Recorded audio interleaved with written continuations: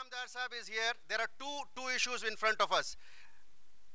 Idea 1 and idea B. एक idea वो है गवर्नमेंट से फाइट करें, दूसरा आइडिया वो है कि हमारी कम्युनिटी को कैसे बेहतर बनाए, वो बात करेंगे इनामदार साहब. मुझे ऐसा लगता है कि जफ़र महमूद साहब ने इतनी मेहनत से, इतनी माइक्रो थिंकिंग से, इतने एक्सपीरियंस से जो उनको गवर्नमेंट में मिला, सच्चर कमेटी के साथ में काम करते हुए मिला, और फिर मुस्लिमों का नेक्स्ट एजेंडा क्या होना चाहिए, इसके लिए उन्होंने 20 पॉइंट्स का एजेंडा बनाया है. मुझे लगता है कि हम सब लोग उसको पहले अप्रूव करें और आने वाले दिनों में इस एजेंडे को आगे बढ़ाने के लिए हम क्या कर सकते हैं इसके ऊपर बहस करें. मुझे लगता है अदीब साहब ने, पुनवानी साहब ने किससे संभल के रहना है इसकी निशानदगी की है. मुझे लगता है उसके आगे उसके ऊपर ज़्यादा बात करने की कोई ज़रूरत है नहीं. जब से 1947 से 2013 तक 80% टाइम गवर्नमेंट रही है कांग्रेस की, 85% टाइम. और उन्होंने क्या किया है, तो हम लोगों को जात, जमात, प्रांत, भाषा को छोड़ के भी सोचना पड़ेगा. 1947 में इस मुल्क की पॉपुलेशन 33 करोड़ थी और हम अनाज इंपोर्ट करते थे. आज 2013 में हिंदुस्तान की पॉपुलेशन 125 करोड़ है और हम अनाज एक्सपोर्ट कर रहे हैं. यह हमारा हिंदुस्तान का अचीवमेंट है. हम इस चीज़ को समझना चाहिए, क्योंकि मुल्क में जब दौलत पैदा होगी तो डिस्ट्रीब्यूट होगी, गरीबी पैदा होगी तो गरीबी डिस्ट्रीब्यूट होगी. हम जो 1950 और 1960 के बीच में पैदा हुए लोग हैं वो जानते हैं कि मिलो क्या होता है, PL 480 क्या होता है, और उम्र के 18 साल तक, 20 साल तक हम लोगों ने गुड़ का चाय पिया है, क्योंकि मुल्क में शक्कर नहीं होती थी और हमारा पॉपुलेशन उन दिनों में 33 करोड़ या 35 करोड़ था.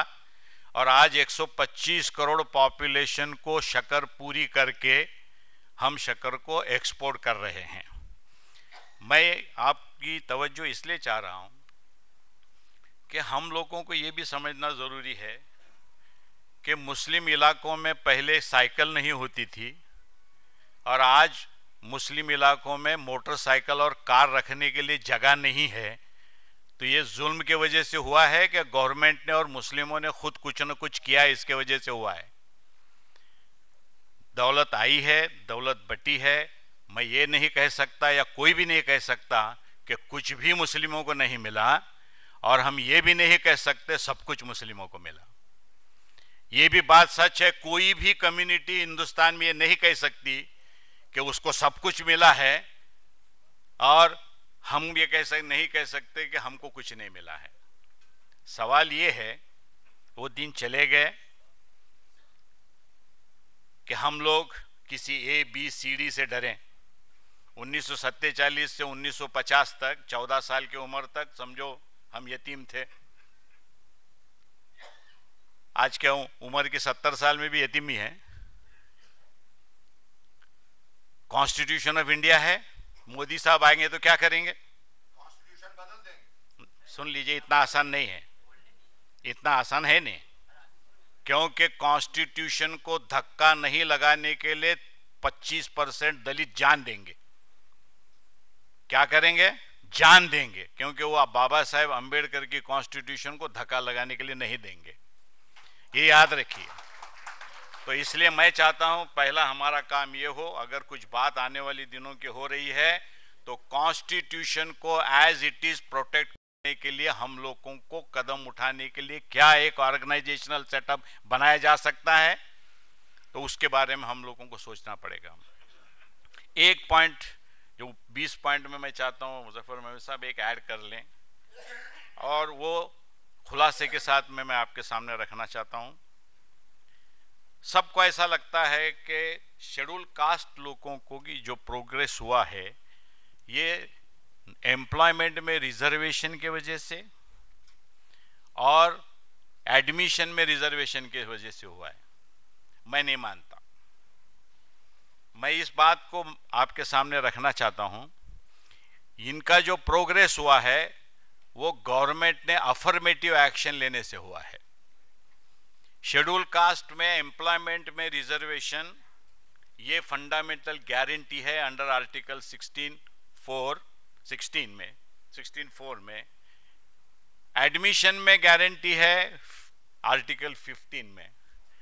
उनको फी माफी कौन सी गारंटी है? उनको एज में माफी कौन सी गारंटी है? उनको एडमिशन में मार्क्स में कम मार्क्स में एडमिशन देना ये कौन सी गारंटी है? गारंटी नहीं है, ये अफर्मेटिव एक्शन है। लेट अस टेक 1950 के पहले शेड्यूल कास्ट भाइयों की क्या हालत थी, और 1950 में अगर उनको एडमिशन में रिजर्वेशन मिलता, 25 रुपए भी फी भरनी पड़ती कॉलेज की, क्या पास पैसे थे उनके पास? और वो 25 रुपए नहीं भरते तो क्या रिजर्वेशन से रियल एडमिशन उनको मिलता? नहीं मिलता। अगर एडमिशन नहीं मिलता को क्या वो पास होते, ग्रेजुएट होते, ताकि एम्प्लॉयमेंट के अंदर उनको रिजर्वेशन में अपना जॉब मिले?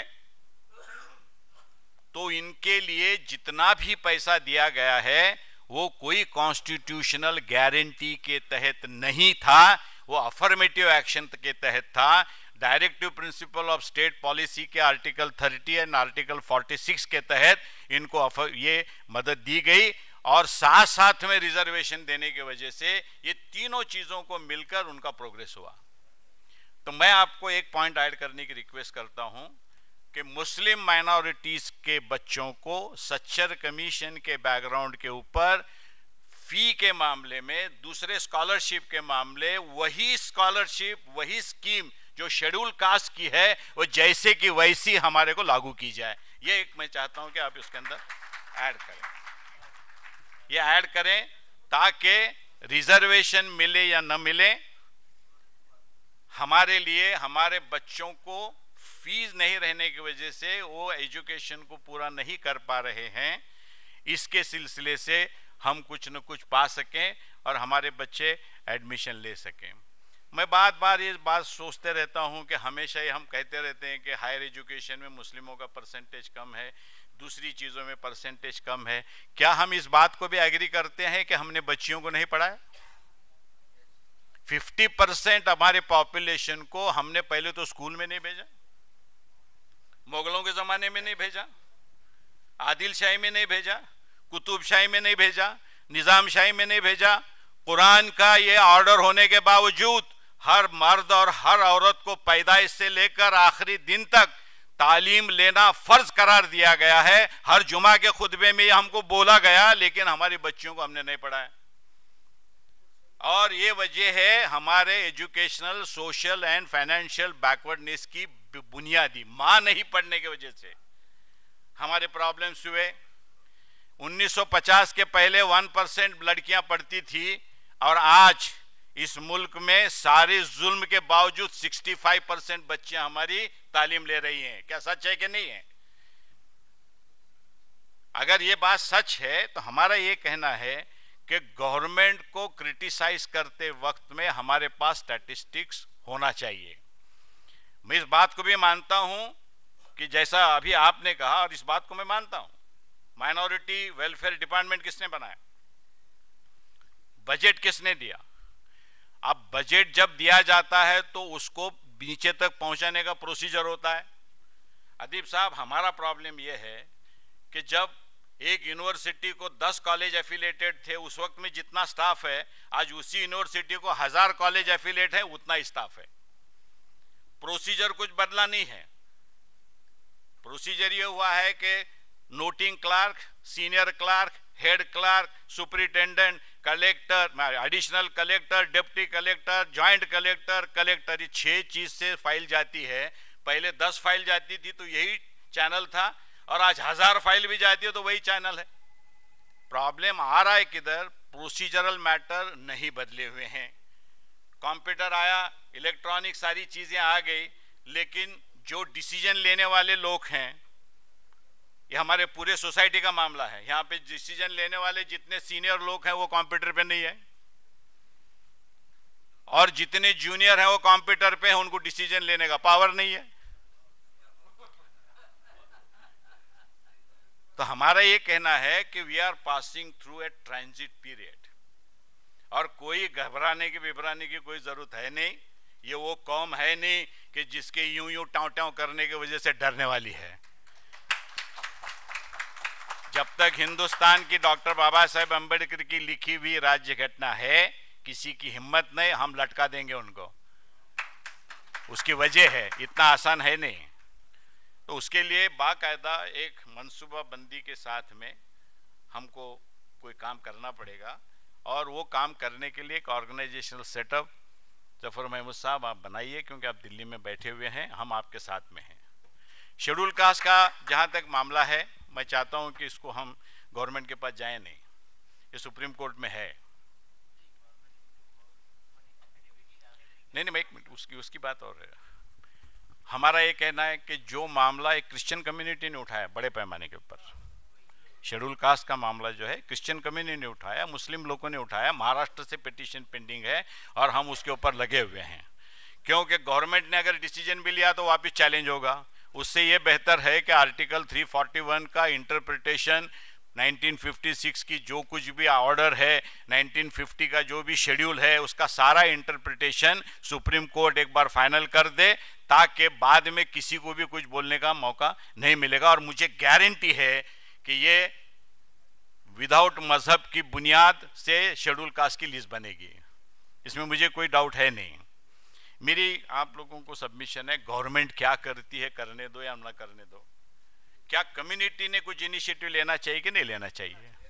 अब वो इनिशिएटिव क्या होना चाहिए, मुझे लगता है उसके ऊपर भी बात होना चाहिए, और वो जब तक बात नहीं होगी तब तक आपने सारी चीज़ों को आइडेंटिफाई करके आखिरी में रिजल्ट कुछ नहीं आएंगे। एक बात मेरी सबमिशन है आप सब लोगों को, हमारे लोगों का सबसे बड़ा प्रॉब्लम है कि हम अपने बातों से, अपने प्रेजेंटेशन से एक इन्फीरियरिटी कॉम्प्लेक्स हमारे नौजवानों में और माशरे में पैदा करते हैं, और मुझे वो लगता है सबसे बड़ा हमारा ड्रॉबैक है।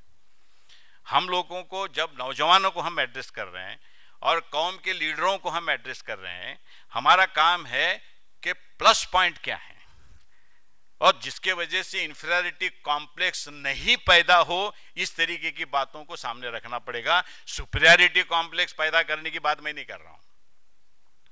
तो कुछ चीजें, मैं आरएसएस की बात यहां की जा रही है, मैं पूना में रहता हूं, हेडक्वार्टर किधर है आपको मालूम है, लेकिन मैन्युफैक्चरिंग यूनिट किधर है आपको शायद नहीं मालूम। मालूम है तो मैं उधर हूं। इस्लाम ने क्या हमारे को ये नहीं सिखाया, मसलिहत, टैक्ट? सुलह हुदैबिया क्या है? सुलह हुदैबिया क्या है आखिरी में? नहीं, सुलह हुदैबिया ये है कि बहुत बार अपनी चीजों को हासिल करने के लिए हमको सक्सेसफुल रिट्रीट भी करनी पड़ती है, और वो क्या है? अमन के लिए। रास्ते पे चौक में ठहर के चीफ मिनिस्टर को, प्राइम मिनिस्टर को गाली देने का हक जो है वो किसी मुल्क ने नहीं दिया। आप जाके सऊदी अरेबिया में किंग के खिलाफ बात करके देखिए, किसी रेस्टोरेंट के कोने में, और उसकी दीवार की इतनी बड़ी चौड़ी रहने के बावजूद आप नहीं बात कर सकते। इतना फ्रीडम हम लोगों को यहां पे दिया गया है, और हम उसके तहत प्रोग्रेस कर रहे हैं। मैं पूछता हूं आप लोगों को, क्योंकि यहां पे हैदराबाद में मैं बात कर रहा हूं, इसके लिए आप पावर रिसेंटली खोए हुए हैं, इसकी वजह से अभी तक वो थोड़ा मामला अभी तक जिसको कहते हैं ना है, उसका असर है। हम 400 साल पहले पावर खो चुके हैं बीजापुर में, मैं बीजापुर वाला हूं, और उसकी वजह से हमारी पूरी नशा उतर चुकी है। इसलिए हम क्या काम कर रहे हैं, हम क्या काम कर रहे हैं? तो इसके वजह से हम लोग सीधा सीधा दिमाग से काम ले रहे हैं, तालीम के रस्सी को मजबूती से पकड़ रहे हैं, अब पकड़ चुके हैं, और उसके कुछ एग्जाम्पल मैं आपके सामने रखना चाहता हूं, और अदीब साहब से मैं रिक्वेस्ट करना चाहता हूं कि ऐसे प्रोग्राम को वो उठाएं और यहां पर आके लागू करें। इसलिए 2014 आता रहेगा, जाता रहेगा। आज ये इलेक्शन का जो माहौल, आज रिजल्ट आ रहे उसके टेंशन में सब लोग बात कर रहे हैं, यही चीजें बाद में रहती है, ऐसा नहीं है। नहीं, कोई नहीं है, but don't worry about it, don't worry about, ऐसा कुछ होता नहीं है।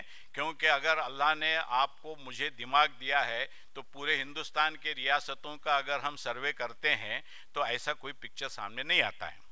और आपको ये भी समझना जरूरी है, आखिर में प्राइम मिनिस्टर मोदी नहीं बनने वाले। एनालाइज ये करता हूं कि ये एक टैक्ट है बीजेपी की। पहले उन्होंने वाजपेयी को मॉडरेट कहा और आडवाणी को मिलिटेंट कहा। आडवाणी को जॉब दिया, बीजेपी के ज्यादा से ज्यादा सीट चुन के लाओ ताकि मैं मॉडरेट बन के दूसरे पार्टियों के सीट लेकर आके अपन गवर्नमेंट बनाएंगे। अभी वही काम आडवाणी बन गए हैं वाजपेयी, और आडवाणी की जगह अभी ले रहे हैं मोदी साहब। आने वाले दिनों में मोदी कितने सीट लाएंगे? 150 लाएंगे, तो उससे गवर्नमेंट तो बनती नहीं। तो फिर क्या करेंगे? आडवाणी साहब मॉडरेट बन जाएंगे और दूसरे पार्टियों के कुछ सीट लेकर आकर वो क्लेम करेंगे। ये आज का सिनेरियो है और उनका वो प्लानिंग है। और हर पार्टी को इस मुल्क में अपना प्लानिंग करने का, अपनी बात को रखने का, इलेक्शन लड़ने का और जीतने का उनको हक है, और there is nothing wrong in it. तो ये मैं समझता हूं कि हम लोगों को इतना परेशान होने की कोई जरूरत है नहीं। 6 चैनल वाले कैमरा लेके पीठ लगते हैं, देखिए यहाँ पे टाव टाव टाव कर रहा है, यहाँ पे खून का कतरा इधर एक गिरा है, फिर उधर एक गिरा है। दुनिया 1947 की या उसके पहले की नहीं है। नहीं, उसकी सुन लीजिए, वो जमाना चला गया, वो जमाना चला गया। दुनिया बदल गई है, दुनिया का स्पीड बदल गया है, दुनिया का विड्थ बदल गया है, दुनिया का स्कोप बदल गया है। तो इसके सब बताएंगे, ने सब बताएंगे। ये इतनी मायूस होने जैसी कोई हालत है नहीं। और मैंने एक स्कीम इंप्लीमेंट की है पूना के अंदर, पेश इमामों के लिए। किनके लिए? क्योंकि आप सब जानते हैं, आप मानो या न मानो, पेश इमाम अपने एरिया में एक ताकत रखता है, वो अपने एरिया का लीडर है। मुर्दों में जान भराने की बात जब आएगी तो वो पेश इमाम साहब ही करेंगे, हम LLB LLM वाले नहीं कर पाएंगे। वो एक ताकत है। अब ये ताकत है तो उस ताकत को किस तरीके से यूज किया जा सकता है, इसके एक सोच विचार करके उनके मीटिंगों को, उनको उनके साथ में मीटिंग वगैरह लेकर मैंने एक प्रोग्राम बनाया, मैं इंप्लीमेंट कर रहा हूं। आप ये भी जानते हैं कि आदमी जब गरीब होता है, ये इश्यू, कुछ भी इश्यू हो, a person, A issue, A situation और ए लोकेशन, उसका अंदाज जो होता है, पैसे जब कम रहते हैं, गरीब होता है, तो देखने का अंदाज अलग होता है। उसी आदमी के पास 4 पैसे आ गए, खुशहाली आ गई, तो वही सिचुएशन में, वही जगह के ऊपर, वही आदमी का देखने का अंदाज अलग होता है। कुरान वही है, हदीस वही है, मौलाना गरीब हैं, मामला बोलने का अलग है। और कुरान वही है, हदीस वही है, मौलाना की अगर हालत अच्छी है तो बोलने का अंदाज अलग है। तो हमारा काम क्या है? मौलाना को ताकत दो। हमारा काम है मौलाना को ताकत दो, और बड़ा आराम से, बहुत छोटा काम है, मैं ज्यादा बड़ा लंबा चौड़ा भी नहीं कर रहा हूं। मैं मौलाना लोगों को बुलाया, बोला मैं आपसे पूछ रहा हूं, क्या आप चाहते हैं कि आपके बच्चे डॉक्टर बने, वकील बने, इंजीनियर बने? वो बोले हम भी चाहते हैं हमारे बच्चे डॉक्टर बने। कौन नहीं चाहता?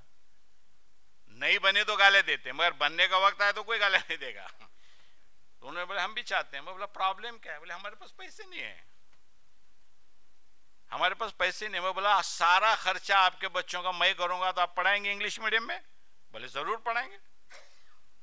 मैंने स्कीम बनाई और उनके मर्जी के अंग्रेजी मीडियम के स्कूल में, प्लीज सुनिए चीफ सेक्रेटरी साहब,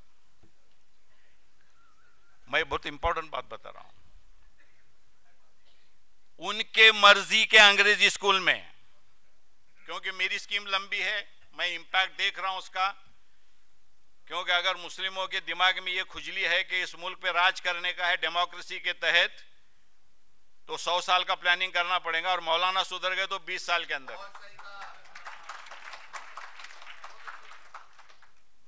और मौलाना बिगड़ गए तो 300 साल। तो इसके लिए हमारा काम क्या है, उनको ठीक से समझे। तो उनके बच्चों को आज 300 बच्चे वहां के चुनिंदा इंग्लिश मीडियम स्कूल के अंदर पढ़ रहे हैं। कहाँ के? पूना के। क्या आपको ये सीन कैसा लगेगा कि मौलाना अपनी बच्ची को लेके एक कॉन्वेंट स्कूल के बाहर ठहरे हुए हैं? अब वो स्क्रीन पूना में आप देख सकते हैं। और पेरेंट टीचर्स एसोसिएशन के मीटिंग में बुरखे के अंदर मौलाना की मिसेस अपने बच्चे को लेके कॉन्वेंट स्कूल में बैठी हुई है। आपको देखना है, ये पूना में है। मैं चाहता हूं आप यहां पे ये स्कीम इंप्लीमेंट कीजिए, ताकि कितने स्कूल रहेंगे हैदराबाद में? 500 मुस्लिमों के इंग्लिश मीडियम के स्कूल रहेंगे। 5-5 बच्चों को पढ़ाओ, और उनके घर में जब खुशहाली आएगी, या खुशहाली का इवन रिमोटली उनको लगेगा कि ये पॉसिबल है, मैं आपको लिख के देता हूं कि सारा माहौल बदल जाएगा। सारा माहौल बदल जाएगा।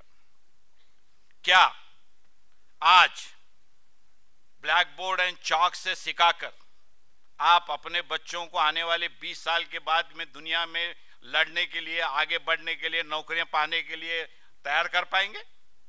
ब्लैक बोर्ड एंड चॉक से हम लोग अपने पोतों को, नवासों को, बेटों को, बेटियों को, हमारे को कंप्यूटर मांगता, और जहां पे हम ट्रस्टी हैं, सेक्रेटरी हैं, वहां के प्रेसिडेंट हैं, वहां के बच्चे ब्लैक बोर्ड एंड चॉक में पढ़े। हम क्या गलत काम नहीं कर रहे? सारे उर्दू मीडियम के टीचर्स, सारे उर्दू मीडियम के स्कूल चलाने वाले मैनेजमेंट के लोग अपने बच्चों को ईमानी एतबार से इंग्लिश में पढ़ा रहे हैं। और जहां पे हम प्रेसिडेंट हैं, सेक्रेटरी हैं, उर्दू के लिए जान देने के लिए निकले हैं। ये सिचुएशन हम लोगों ने अगर लाया है, तो अगर हमारे गरीब बच्चे अगर पीछे जा रहे हैं, तो उसके लिए जिम्मेदार कौन है? हम लोग हैं। तो हमने ये चीजों को सामने लाना पड़ेगा। जो मेरे बच्चे के लिए अच्छा, मेरे पोते के, मेरे नवासे के लिए अच्छा, वही मेरे कौम के बच्चों के लिए भी अच्छा। ये हम लोगों को स्पिरिट लाना पड़ेगा। और ये कैसा किया जा रहा है, अगर आपको देखना है, अदीब साहब मेरी आपको रिक्वेस्ट है, आप मेरे पास आके जाइए, जरूर आके जाइए। क्योंकि मेरे पास मजदूर का, मजलूम का, हाथ गाड़ी वाले का बच्चा पहली स्टैंडर्ड के अंदर कंप्यूटर पे नहीं, इंटरनेट के ऊपर है। 3rd स्टैंडर्ड में वो अपना ईमेल आईडी रखता है। 100% बच्चा। क्या आपको किसी ने रोका है? आरएसएस ने, बीजेपी ने, शिवसेना ने, वीएचपी ने। मेरे स्कूल में उर्दू मीडियम के बच्चे 5वीं में 30 वर्ड अंग्रेजी कंप्यूटर पे टाइप करते हैं। 100% बच्चे। किसने रोका है? 6ठी के अंदर देवनागरी टाइप करते हैं, 7वीं में उर्दू टाइप करते हैं, और 8वीं में CCC एग्जाम उर्दू मीडियम के 100% बच्चे इंग्लिश में देके पास हो रहे हैं। CCC क्या है? जो 12वीं के बाद में सेंट्रल गवर्नमेंट के सर्विसेज के लिए कंपलसरी एग्जामिनेशन है। ITI के अंदर गवर्नमेंट के ITI हैं, 50 गवर्नमेंट के ITI हैं। मैं गवर्नमेंट को प्रपोजल दिया कि आप गवर्नमेंट के ITI के अंदर 2nd शिफ्ट में मुस्लिम बच्चों को फ्री पढ़ाइए। एक्सेप्ट हो गया। मुस्लिम बच्चे गवर्नमेंट के ITI में पढ़ रहे, एक्सेप्ट हो गया। अब उसके बाद में डिप्लोमा में पढ़ रहे। ये 9 में दिया था, अब 11 के अंदर डिप्लोमा में दे रहे। डिप्लोमा में 1800 बच्चे 2nd शिफ्ट में गवर्नमेंट के कॉलेजेस में पढ़ रहे हैं। कुछ चीजें कैसी हैं, हम लोगों को गवर्नमेंट के पास लेके जाना पड़ेगा। अदीब साहब आप जानते हैं, पैसे गवर्नमेंट ने दिए। जैसा अभी चीफ सेक्रेटरी साहब ने कहा कि गवर्नमेंट का इंटेंशन अच्छा है, मैं भी मानता हूं। क्योंकि डिपार्टमेंट किसने बनाया?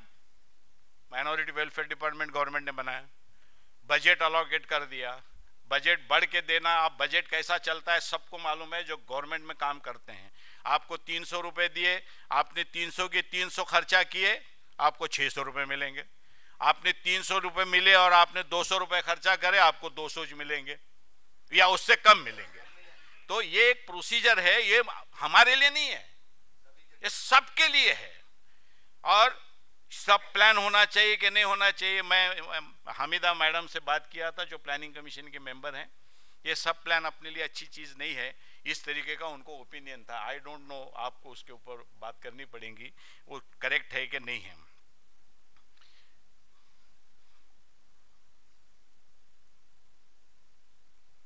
और मुझे ऐसा लगता है कि बहुत कुछ बोलने के जैसा है, क्योंकि इवन सर्विसेज के बारे में आपने कहा 5.5 लाख लोग सर्विस में बैठते हैं और जितने पास होते हैं उसका परसेंट है 0.20%, और हमारे बच्चे बैठते हैं 1200 और उनके पास अगर 30-31 होते हैं तो ये परसेंट 4 होता है, 4%। बैठ नहीं रहे हैं, ये प्रॉब्लम है। आप अगर बैठ रहे तो कौन पेपर जांच रहा? अभी 4% जो हुए उनके पेपर किसने जांचे? 4% पास हो गए तो बोले सब सेक्युलर है, और थोड़े कम पास हो गए तो बोले सब कम्युनल है। मेरे इस कैंपस में 7 साल तक 6 लाख बच्चों में, 12 लाख बच्चों में, 16 लाख बच्चों में 7 साल तक मेरे कैंपस का एसएससी का बच्चा टॉप करता था। उर्दू मीडियम का बच्चा, सारे इंग्लिश मीडियम के सारी चीजों के बच्चों के कंपटीशन के अंदर। मैं ये कह सकता हूं कि एसएससी बोर्ड हमारा महाराष्ट्र का कम्युनल है? मैं ये नहीं कह सकता, क्योंकि वहां पे सिचुएशन जो आया है सामने, उसके हिसाब से अगर हम देखते हैं तो ये चीज हमको नजर नहीं आती है। ये शॉर्टकट हम न लेते हुए अपने काम के ऊपर लगे रहें। मैं आप सब लोगों को आजम कैंपस पूना में आने की मैं दावत दे रहा हूं, आपको दावत दे रहा हूं। नहीं, आप 1-2 घंटे के लिए थे, आपको और कुछ दिखाना था। एक और चीज मैंने की है, आप ये बताकर आपको रिक्वेस्ट करके कि इसको क्या आप आगे बढ़ा सकते हैं कि देखिए, यूनानी मेडिकल कॉलेज है मेरे पास। मैंने पेश इमाम लोगों के लिए और मदरसे के टीचरों के लिए एक 3 महीने का तिब का कोर्स किया, हमारे यूनानी डॉक्टरों के उनको पढ़ाने के लिए लगाया, और 22 दवाइयां जो हैं, अब बीमारियां हैं, उनको ट्रेनिंग दी मैंने 22। और आज नमाज, फजर के नमाज के बाद पेश इमाम साहब मस्जिद के सहन में आके बैठ रहे हैं और उस एरिया के गरीब लोगों को, सब मजहब के लोगों को दवाइयां भी दे रहे हैं दुआ के साथ में। और उसके वजह से बहुत से गरीब लोगों का ऐसा लगता है दुआ का असर हुआ, और कुछ लोगों को लगता है दवा का असर हुआ। लेकिन वो एरिया में हमारे पेश इमाम साहब का और वहाँ के जो भी टीचर हैं मदरसे के, उनका वजन बढ़ गया। पहले 10 लोगों की बरस में 10 दावतें आती थी, अभी 100 दावतें आने लगी उनको। और मैंने उनको ये कहा कि आप ये डॉक्टर बने तो आप रेफरल प्रैक्टिस कीजिए। किसको बोला मैंने? पेश इमाम साहब को बोला आप रेफरल प्रैक्टिस कीजिए, क्योंकि आप जानते हैं एमबीबीएस में बहुत से लोग प्रैक्टिस जो कर रहे हैं वो प्रैक्टिस में कम पैसे कमा रहे हैं, रेफरल में ज्यादा पैसे कमा रहे हैं। क्या हमारा पेश इमाम ब्लड बैंक का डिटेल्स रखे, सारे एक्सपर्ट डॉक्टरों के डिटेल्स रखे, उस एरिया के अंदर हेल्थ केयर के ऊपर बातचीत करे, पूरे 24 घंटे में 2 घंटे काम करके क्या पेश इमाम साहब आगे बढ़ सकते हैं? कुदरत का कानून यह है कि आपके पास करोड़ रुपए है तो करोड़ के करोड़ कायम रखने के लिए 8 घंटे काम करना पड़ता है, और 2 घंटे काम करके 24 घंटे में आप आगे कैसे बढ़ सकते हैं? तो उनको कॉन्फिडेंस में लेके बातचीत करना ये हमारा काम है। और भी बहुत से स्कीम्स हैं, लेकिन वक्त हो चुका है। लेकिन मैं एक बात आपके सामने रख रहा हूं कि अगर हम कोशिश करते हैं इस मुल्क में, तो इस मुल्क के दस्तूर में आपको जो कुछ भी कानून से करना है वो कर सकते हैं। सबके साथ में आपको उतने ही हुकूक हैं जितने सब लोगों को हैं।